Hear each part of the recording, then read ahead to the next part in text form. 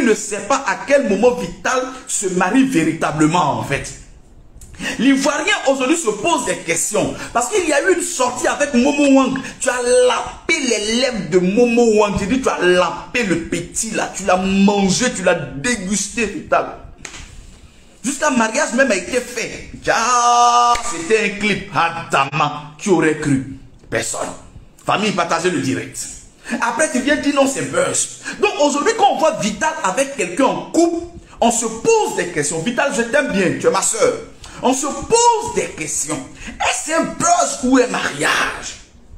Donc l'émission de Yves Dero est une émission qui à un moment parle des sujets d'actualité. Même si Yves Dero était consciente que c'était vrai, mais pour le besoin de son émission, elle avait la possibilité d'en parler Vital.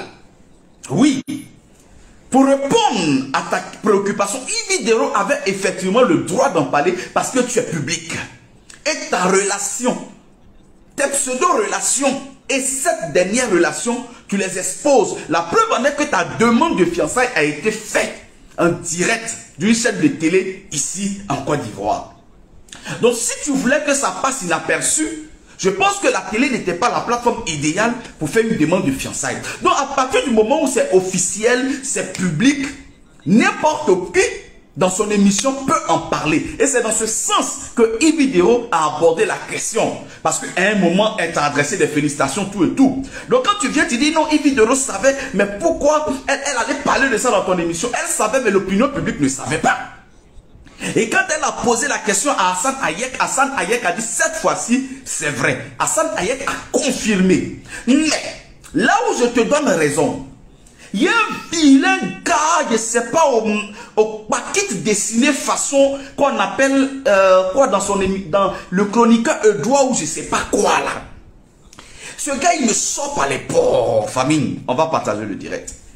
Ce gars, il me sort par les pores carrément. Voici quelqu'un, on ne sait pas qu'est-ce qu'il fait même. On dit les stylistes Mbragada, on ne sait pas quelle création, qu'est-ce qu'il fait. Voici quelqu'un, quand il s'agit d'intervenir sur les stars. Famille, on peut pomper les cœurs s'il vous plaît. On peut partager le direct.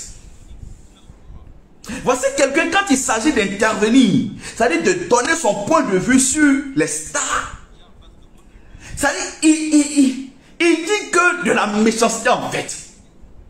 Vital, effectivement, nous a servi du buzz de mariage. Mais quand tu donnes ton point de vue, c'est-à-dire il y a la manière de le dire. Mais tu viens, tu parles comme si Vital et toi, vous étiez en palabre avant. Ça, on n'a pas compris. Et elle a le droit de se plaindre. Oui, parce que toi-même, on ne sait pas ce que tu fais. Quelle création, on ne sait pas ce que tu fais. Parce que tu allais même, Edouard, avec ton lourd visage, tu allais même jusqu'à dire que la robe de Roselyne Layo était moche. Comment tu peux dire à une femme qui a fait son mariage selon ses moyens financiers, parce qu'elle n'a pas fait ses mariages pour plaire à quelqu'un. Toi, Edouard, tu es là, tu ne veux pas te marier aussi. Hein?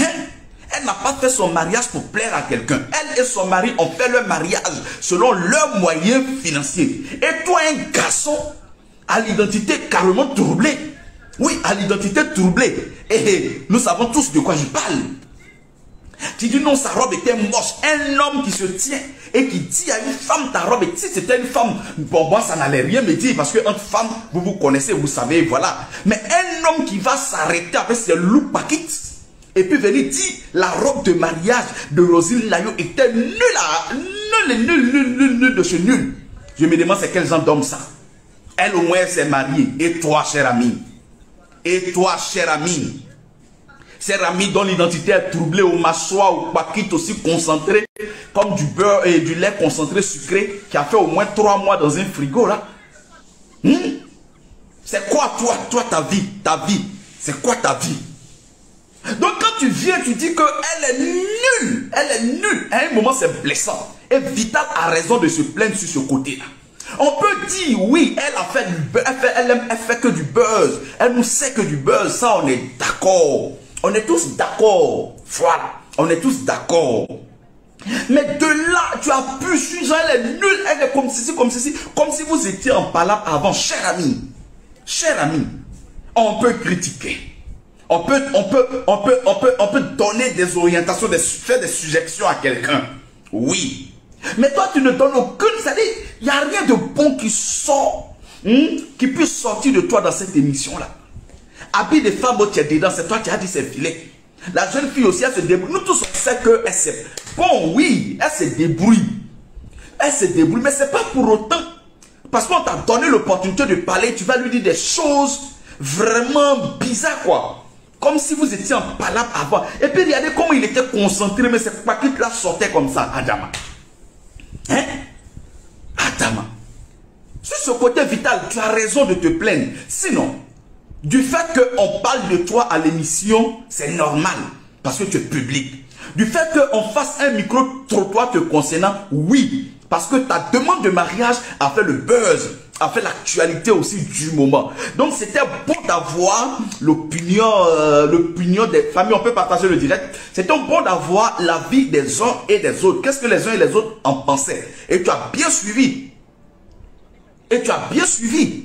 Donc, de nombreuses personnes se posent des questions de savoir est-ce que cette fois-ci c'est vrai. Jusqu'à présent, les gens ne sont vraiment pas convaincus parce que tu as eu pour habitude de nous servir ça. D'où la réaction des uns et des autres. Et cette réaction, je pense qu'elle est légitime. Oui, parce qu'on ne sait pas à quel moment Vital peut frapper encore. Et puis bon, après on nous dit c'est buzz. Donc les gens attendent de voir ton nouveau mec, c'est-à-dire faire le mariage réel et puis te bailler, c'est-à-dire t'enseigner. Là, ils vont croire. Donc la réaction du public est normale. Mais c'est ce Edouard-là, ce gars, on ne sait pas. Il ne sait pas quel esprit le suit. Quel esprit le suit. Mais il va falloir qu'on lui fasse une bonne délivrance. Il est nul. Sur le plateau, il est nul. Parce que ses interventions ne sont pas constructives. Oui. Ces interventions ne sont pas constructives. Je ne sais même pas comment Yves Deroy a recruté ce monsieur-là. Je ne sais pas. Franchement, je ne sais pas. Parce que rien de bon. Aujourd'hui, parce qu'il est chroniqueur, on voit sa vilaine tranche là. Il pense qu'il est trop arrivé en fait. Il pense qu'il est trop arrivé. Déjà, il est trop stable, il est trop bon. Mon ami, zéro à la base en communication. Est-ce que tu comprends? Zéro à la base en communication. 0, 0, 0, 0. Et Vidéo a eu pitié de toi. Elle est venue te déposer juste à côté d'elle, un peu comme un objet de décoration. Vous voyez, c'est ça. Elle est venue te déposer à côté juste pour décorer un peu son plateau. Voilà. Parce que le plateau ne peut pas rester vide. Il fallait quelqu'un qui fout rien. Voilà. Donc on aura besoin du lundi au vendredi. Donc comme elle a vu que toi tu es là, tu fous rien, il fallait te prendre du lundi au vendredi. Un peu comme une décoration. Donc quand tu viens parler de ta soeur, elle nous a servi ça, on est d'accord. Mais il y a la façon de dire, il y a la façon de parler. Mais on lui a collé. Non, j'ai dit mais attends. Mon ami, c'est quoi ton problème au juste? C'est quoi ton problème? Hein? C'est quoi ton problème? C'est quoi ton problème? À un moment, il faut savoir parler. Il faut savoir parler parce que c'est devenu ton habitude.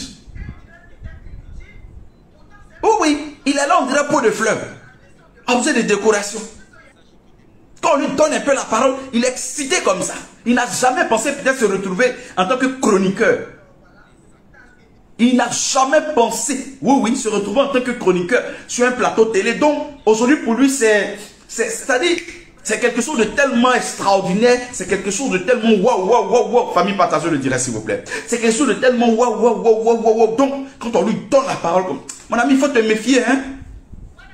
Il faut te méfier. Oh oui, il faut te méfier. Parce que de toute façon, tu as commencé, si les gens sortent tes papos ici, là, c'est pas bon.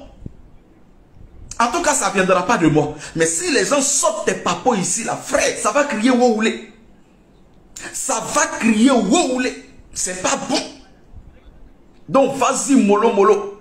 Elle fait marmite, assiette, casserole. Ça là, c'est qu'elle sue. C'est qu'elle sue du tout son sein. Mais elle dit ça, c'est ce qu'elle aime. C'est ce qu'elle aime, c'est ce qu'elle veut faire. C'est sa raison de vivre. Mais qu'elle continue. On la regarde. Celui qui aime, il écoute. Celui qui n'aime pas, il n'écoute pas. Voilà. Vous n'encouragez pas les gens. Mais quand il faut les déciencer, vous êtes les premiers à les déciencer. Comme si vous, à sa place, vous feriez mieux. Tout son sait, il dit tout son sait ici. Ce que Vital fait là, c'est pas étranger à quelqu'un. Oh oui. Elle dit c'est sa voix, c'est son chemin. C'est qu'elle la regarde, on la pousse un peu comme on peut. Mais tu vas pas venir sur le plateau et puis développer tes mâchoires là, et puis voilà, lui dire des vilaines choses. c'est pas bien. C'est pas du tout bien. Vital, tu as eu raison, hein? C'est qu'elle sûr, voilà, Yako. Mais de l'autre côté où tu dis que Yves Le Héros n'avait pas le droit, ça je voudrais te dire qu'elle a le droit. Dans la vie, il faut être juste.